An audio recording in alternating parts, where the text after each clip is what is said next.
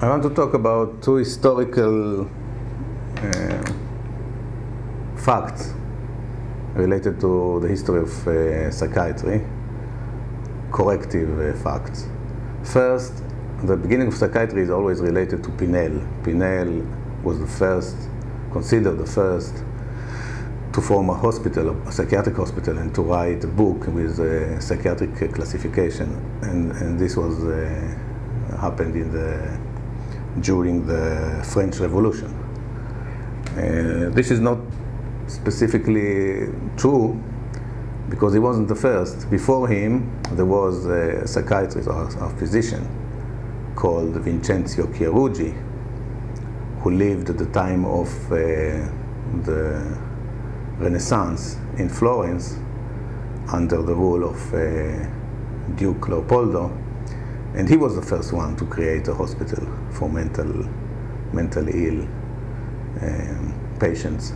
And he was the first one to write a book with a classification in psychiatry, but he was not so popular as the times of Pinel, and he was forgotten.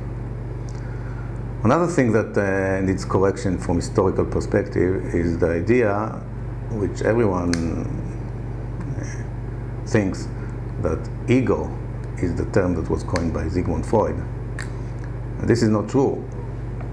Ego was a term that was coined by Theodor Maynard. Theodor Maynard was the chair of the department where Sigmund Freud was a resident, and of course Sigmund Freud was influenced by his teachers. Theodor Maynard, for me, he's the father of neural computation in psychiatry. He said that if you have a concept or an idea in the brain, concept or idea, this is represented by an activation of groups of neurons in the brain. If you have two concepts which are associated, an association, then you have two activations, and when they're associated, there is a connectivity pathways creating between them. In this, he actually put down the foundations of computational neuroscience, where concepts and ideas are represented by activations of groups of neurons. He said that each one of us has different experiences, different thoughts, and different connectivity patterns of different connectivity organizations.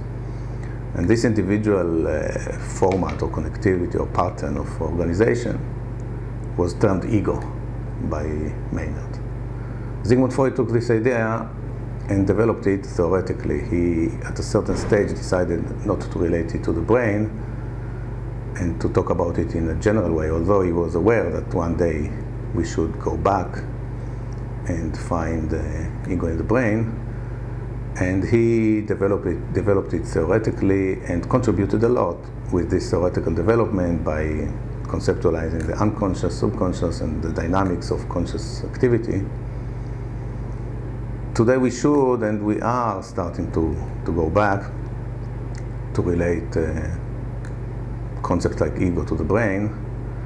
For example, we have recently found some kind of connectivity, or basic connectivity organization in the brain which is not related to any cognitive task. It's called the default network. And there are publications talking about default network being actually the initial conceptualization of Maynard as ego.